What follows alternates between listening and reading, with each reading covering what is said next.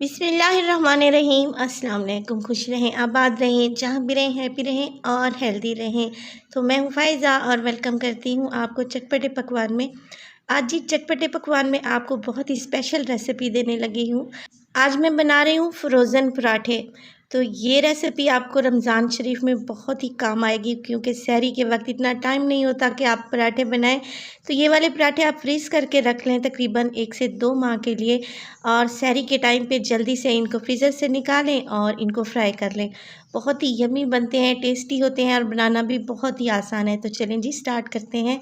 तो यहाँ पे एक बाउल में मैंने ले लिया है, तकरीबन मैं ले रही हूँ 4 कप यहाँ पे मेरे पास है फ़ाइन आटा।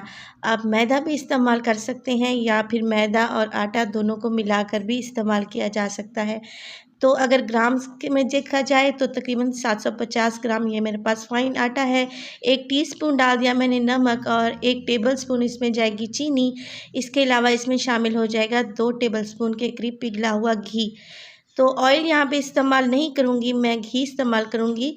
तो घी डालने के बाद देखें, इसको हल्के से हाथों से मिक्स कर लें ताकि घी जो है वो अच्छे से मैदे में या आटे में मिक्स हो जाए।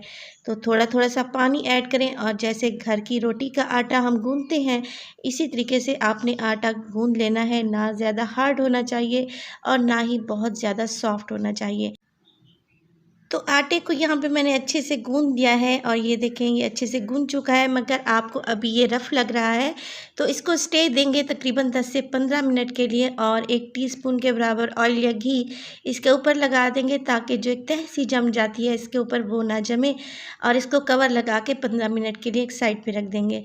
तो तकरीबन 15 मिनट हो चुके हैं, तो जी चेक करते हैं, आटा अच्छे से सेट हो चुका है और ये बहुत ही सॉफ्ट भी लग रहा है। तो चलें जी इसको निकाल लेते हैं काउंटर पर।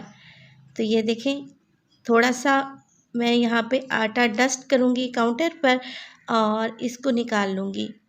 अब मैंने करना ये है कि इसके मैंने पीसेस बना लेने हैं। पीसेस बनाने से क्या होगा, जो हमारे पेड़े हैं वो इक्वल साइज़ के बनेंगे और कोई पेड़ा या पराठा छोटा या बड़ा नहीं बनेगा। तो ये देखिए, किसी भी तेज़ छुरी या चाकू की मदद से आपने इसके पीसेस बना लेने हैं। तकरीबन 750 ग्राम मैदे में मैंने 12 पराठे तैयार किए थे। तो आप अपने हिसाब से कर लें, आपको जितने बड़े पराठे और जितने हैवी चाहिए आप उसी हिसाब से इनके पीसेस बना लें। तो यहाँ पे देखिए मैं पीसेस कर चुकी हूँ। अब मैं एक-एक पीस उठाऊँगी और इसके पेड़े बना लूँगी। तो जैसे नॉर्मल रोटी के पेड़े बनाते हैं उसी हिसाब से हमने पेड़े तैयार कर लेने हैं। तो यहाँ पे तकरीबन 12 रोटियों के पेड़े मैंने तैयार कर लिए हैं और अब चलें जी इनका पराठा बनाते हैं। तो काउंटर पर दोबारा से मैंने हल्का सा आटा डस्ट किया है और इसको देखिए हल्का सा चपटा कर लेंगे पेड़े को और इसको बेल लेंगे एक रोटी की शेप में। बिल्कुल सादी सी रोटी जिस तरीके से हम घर में बनाते हैं, जितनी पतली हो सके आप इसको बेल लें बेलन की मदद से। तो यहाँ पे एक बड़ी सी रोटी को मैंने बेल लिया है, ये देखें। और अब मैं ये करूँगी कि इस पे लगाऊँगी 1 से 2 टीस्पून के करीब पिघला हुआ घी। तो घी डाल लें या फिर आप देसी घी का भी इस्तेमाल कर लें। तो इसको हाथों की मदद से देखिए अच्छे से फैला लूँगी पराठे के ऊपर, हर जगह इवनली लग जाना चाहिए। और इसके ऊपर से दोबारा 1 टीस्पून के करीब मैं मैदा डस्ट करने लगी हूँ, ताकि इसकी लेयर्स अच्छे से बने। मेरे पास यहाँ पे पिज़्ज़ा कटर, आप तेज़ चाकू ले लें या छुरी ले लें और इस तरीके से आपने देखें इसमें से कटिंग कर लेनी है। तो 2-2 इंच के फासले से मैं इसकी कटिंग कर रही हूँ और देखिए रोटी के एजेस तक मैं नहीं लेके गई, बल्कि एजेस वैसे ही हैं, दरमियान से मैंने कट लगाए हैं तकरीबन 2-2 इंच के फासले से। अब पराठे की एक तह उठाएंगे और दूसरी तह पे लगा देंगे इस तरीके से। इसी तरीके से हम इसको रोल करते हुए तह दर तह, ये देखें, प्रेस करते हुए एक दूसरे के ऊपर टर्न करते जाएंगे और ये देखें बहुत अच्छी सी लेयर्स पराठे की बन जाएंगी। बहुत ही इजी तरीका है ये बल वाला पराठा बनाने का। तो हल्का सा हाथों की मदद से इसको मैंने खींच लिया है, ताकि जो हमारी पराठे की लेयर्स हैं वो बहुत ही अच्छी बने। और ये देखें इस तरीके से फोल्ड करते हुए आपने इसको दोबारा पेड़े की शेप दे देनी है। जो बिल्कुल एंड वाला सिरा बचेगा, ये देखें जो ये नीचे से बच गया है, इसको फोल्ड करके नीचे की तरफ ले जाएंगे और हल्का सा प्रेस कर देंगे। तो माशाल्लाह से एक ज़बरदस्त सा लच्छा पराठा हमारा तैयार हो चुका है। इसी तरीके से बाकी पराठे भी मैं तैयार कर लूँगी। तो माशाल्लाह से ये देखिए ये तैयार है। इनको ढक कर रख देंगे तकरीबन 15 मिनट के लिए। इनको स्टे देना ज़रूरी है क्योंकि इससे जो हमारे पराठे की लेयर्स हैं वो बहुत ही अच्छी बनेंगी। तकरीबन 15 मिनट गुजर चुके हैं। चलें जी, मज़ेदार सा पराठा तैयार करते हैं। तो ये काफ़ी हद तक सॉफ्ट भी हो चुका है। इसको हाथों की मदद से मैं बेल लूँगी। अगर आप ज़रूरत महसूस करें तो बेलन का इस्तेमाल भी कर सकते हैं। तो हाथों की मदद से चिपटा करते हुए मैं इसको नॉर्मल शेप में ले आऊँगी, यानी कि रोटी की शेप में ले आऊँगी। इतना बड़ा पराठा नहीं बनाऊँगी। तो जिस ट्रे या डिश में आपने पराठों को फ्रीज़ करना है, उसमें लगाएं एक बटर पेपर और इसके ऊपर लगा दें हल्का सा ऑयल ताकि पराठा हमारा चिपके नहीं। अगर बटर पेपर आपके पास अवेलेबल नहीं है तो आप खाकी पेपर भी ले सकते हैं। इसके अलावा आप यहाँ पे प्लास्टिक की थैली का इस्तेमाल भी कर सकते हैं। तो देखिए मैंने एक पराठा इसके ऊपर लगा दिया है। इसके ऊपर दोबारा से हल्का सा ऑयल लगाएंगे और एक बटर पेपर इसके ऊपर चिपका देंगे।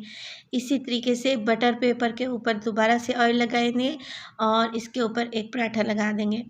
तो यही अमल हमने दोहराते जाना है। हल्का हल्का सा ऑयल लगाएं, बटर पेपर लगाएं और ऊपर पराठा रख दें और इनको फ्रीज़ कर लें 2 माह तक। ये पराठे कहीं भी नहीं जाएंगे, बेहतरीन रहेंगे और आप इनको निकालें और जल्दी से फ्राई कर लें। तो यहाँ पे मैंने तवा पहले से ही चढ़ा दिया है। एक पराठा मैं आपको बना कर दिखाऊंगी। माशाल्लाह से देखें इसकी लेयर्स कितनी ज़बरदस्त सी बनी है। तो मीडियम टू लो फ्लेम पे एक साइड से इसका कलर चेंज होने तक पका लेंगे और इसकी साइड को चेंज कर देंगे। अब 1 से 2 टीस्पून मज़ीद इस पे मैं घी लगाऊंगी और ये देखें इसको चम्मच की मदद से प्रेस करते हुए मैं इसको अच्छे से फ्राई कर लूँगी। प्रेस करना लाजमी है क्योंकि इसमें बहुत सारी लेयर्स हैं और वो अंदर तक पक जानी चाहिए। तो ये देखिए माशाल्लाह से एक साइड से पराठा हमारा तैयार है। आप इसकी लुक देखें, इसकी लेयर्स को चेक करें। माशाल्लाह से बहुत ही क्रिस्पी बना है और रमज़ान शरीफ के हवाले से देखा जाए तो एक बेहतरीन रेसिपी है। आप पहले से इनको प्रिपेयर करके रख लें और जब आपने पराठों को फ्राई करना हो फ़ौरन आप फ्रीज़र से निकालें और डायरेक्ट तवे पे डाल दें।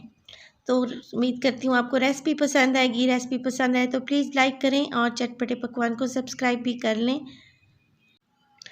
और इसे अपने फैमिली और फ्रेंड्स में भी शेयर करें।